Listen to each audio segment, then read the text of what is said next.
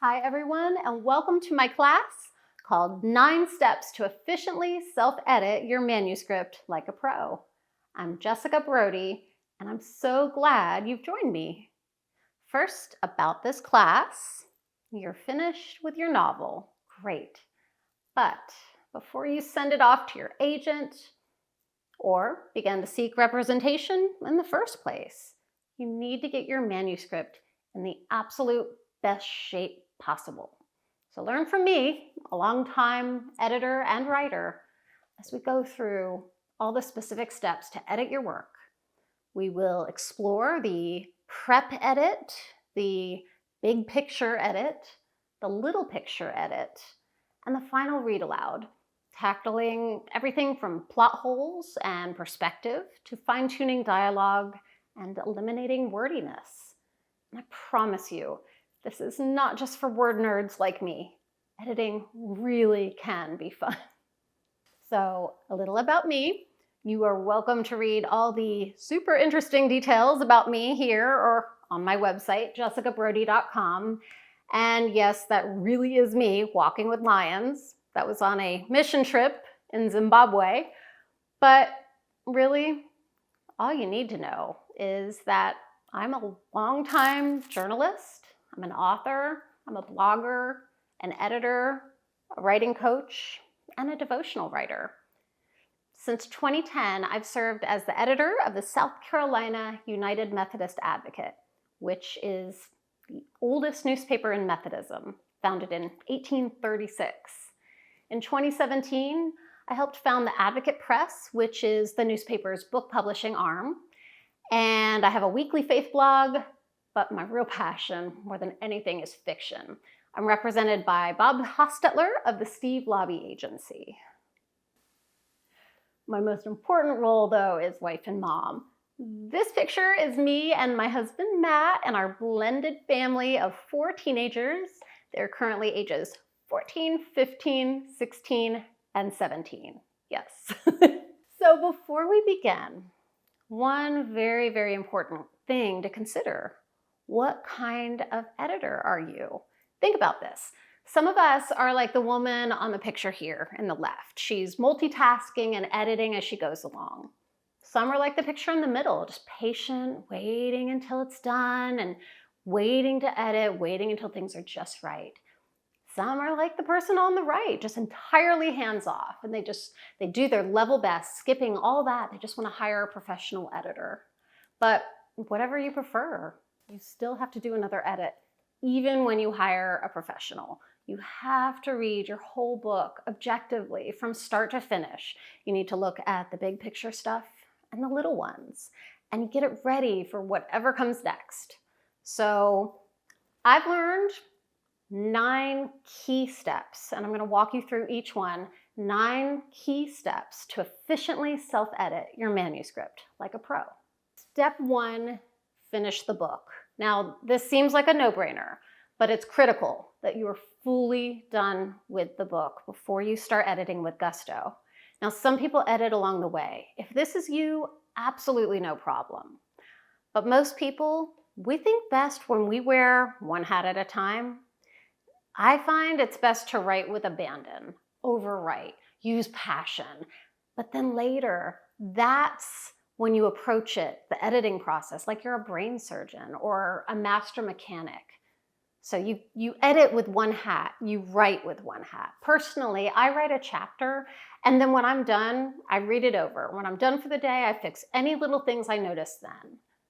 But the real editing, it starts later, when everything is done, when it's fully finished.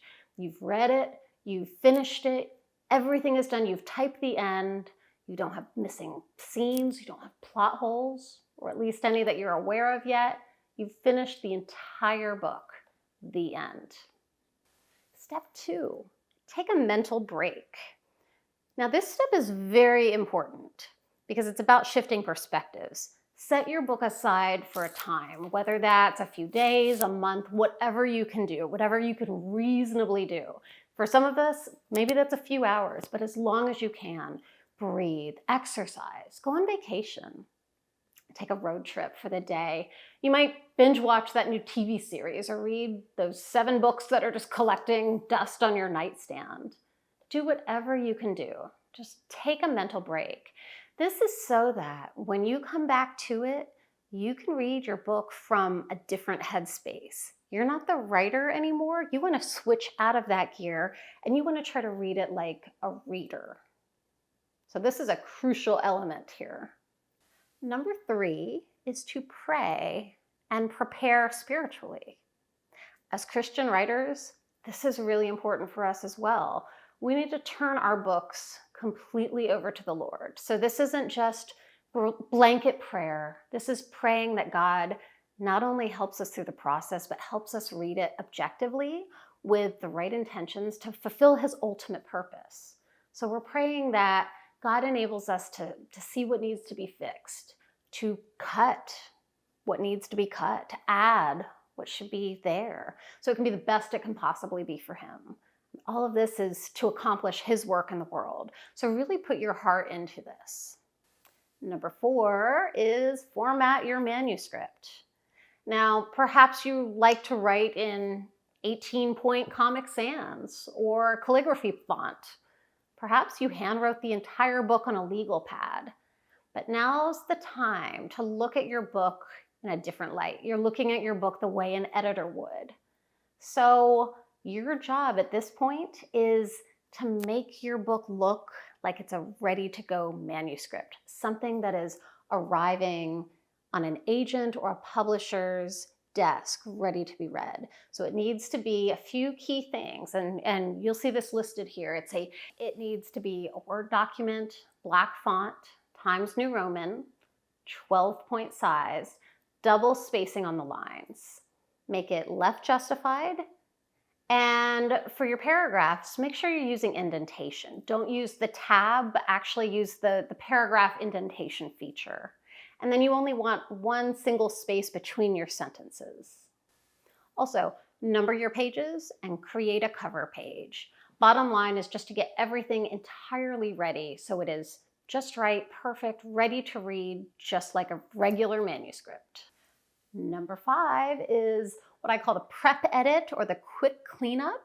That is really a pre-editing feature. You read the entire book on screen and fix what you see as you go. So this is everything from repeated words to misspellings, punctuation, verb text. It's a very quick edit. This is not the meticulous proofread that you're going to do later. This is just your first go round. It's a cleanup before you hit print.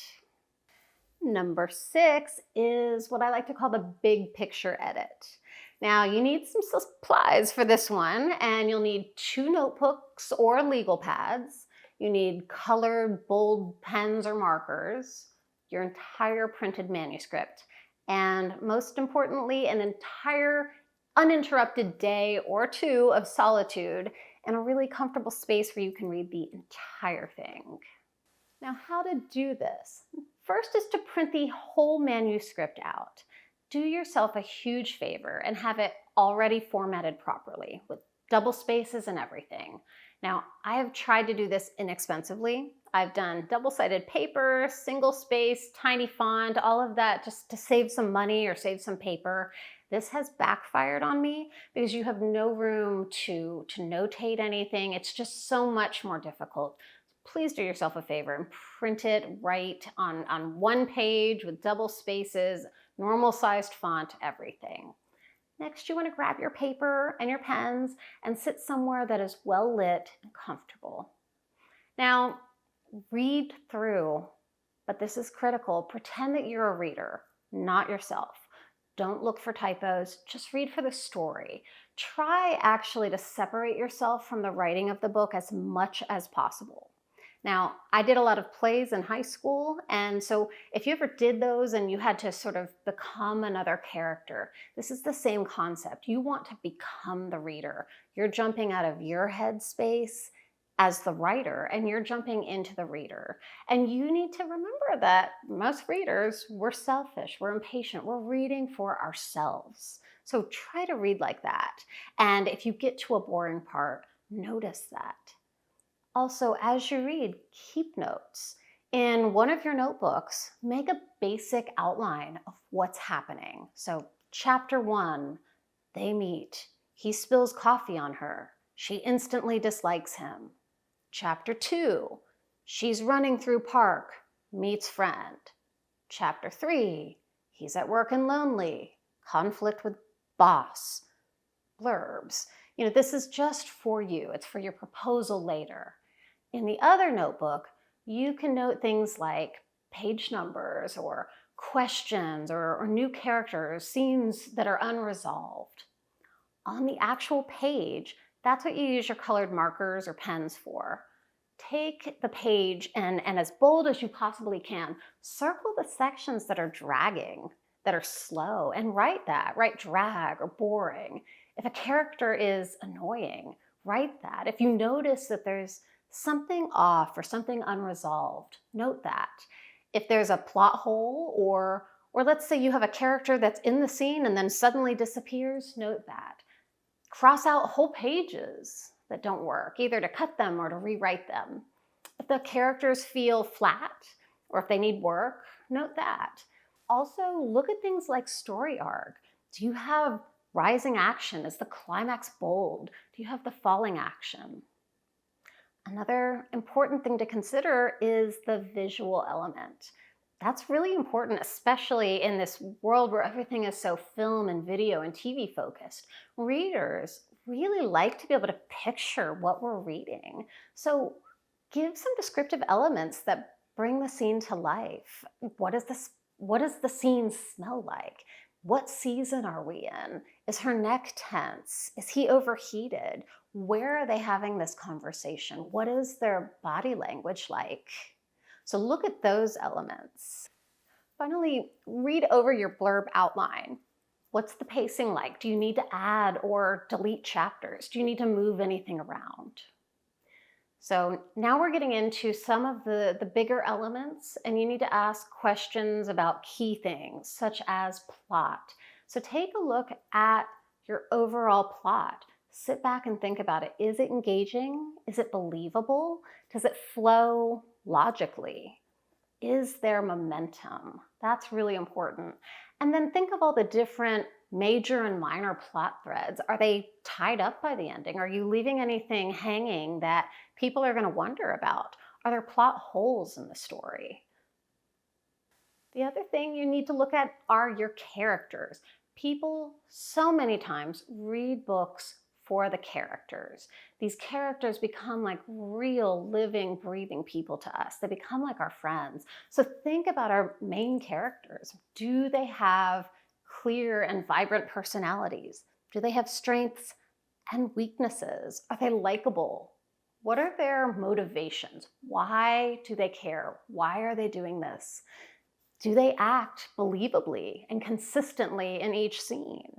Do they have the same language? And then think about the secondary characters. How do they fit in? Do they serve the story? Do you need to cut any? Do you have too many? Do you not have enough? And then, is every main character arc clear and compelling? Also think about tension. Is there conflict throughout the whole story? That is such a driver, because without tension, it's boring. Does every chapter start with tension? And does every chapter end with tension? That's key. Next is dialogue. How are they talking? Is it authentic? Would real people actually say what they're saying? Can it be trimmed? Can it be tightened? Can it be made to be more natural? And finally, we have point of view and prose. Think about the writing. Is the narrator's viewpoint consistent and clear? If the point of view of the character changes, how is that change marked? Could there be a better alternative viewpoint character in any given scene? And think about the style and the character's voice. Does the style match how the character speaks and feels and expresses things? Also, are you showing over telling? There's a big difference between she looked down about to cry or her throat began to burn and she swallowed past the lump. So look for that. and see if there are places that you can help readers feel and see and experience those things. Number 7 is the little picture edit. Now, you can do this on screen or printed out. And let me stop here and back up. Any of these big picture edits that you've done, you want to plug them in as you go. So now you're at the little picture edit, and I personally like to save paper. I like the focus that on-screen does for me. So I tend to do my small picture focus edits on screen. Other people are completely the opposite. They prefer crisp white paper and a nice sharp red pen. This doesn't matter. This is entirely preference.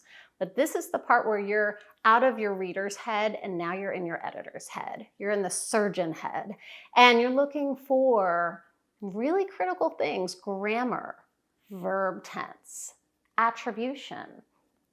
Do you need he said and she said? Would it be better to use some body language?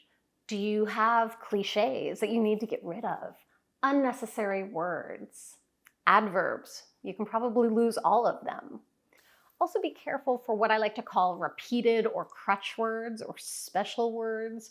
I have a few of those. I'm always needing to look out for the ones that I use too much and just try to eliminate those. You can use certain software to do it as well. Also, no exclamation points unless it is absolutely critical. Remember that a whisper is far more powerful than a yell. As well, vary your sentences. Take a look at them. Is the rhythm good? Are they all super short, or are they all super long, or do you have a good variance between the two? Then look at, are you using passive voice where you should be using active voice? And then finally, take a look at your verbs. Use strong verbs. Number 8 is my favorite. Read it aloud for proofreading. This is not anywhere near as silly as it seems, but print it out again. Read your book aloud, every word. Don't have it read for you unless you have to, but read it out loud. As you do, keep a red pen in your hand. Read it word by word.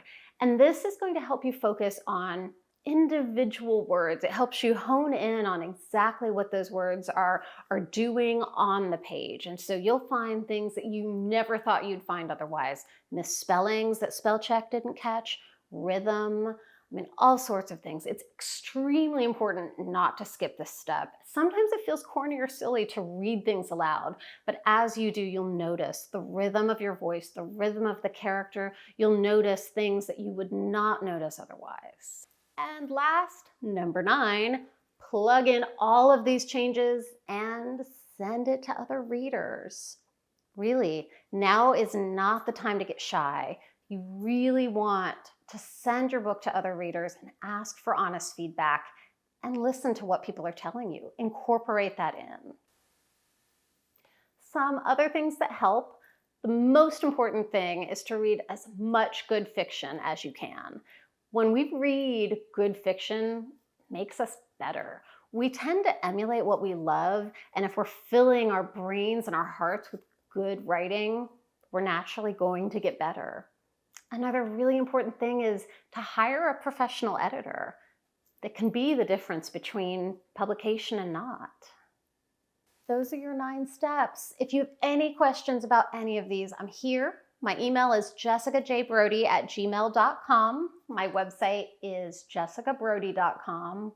And I have to say that beyond writing, my other great passion is editing. I love editing and coaching people on their path to achieving their writing dreams.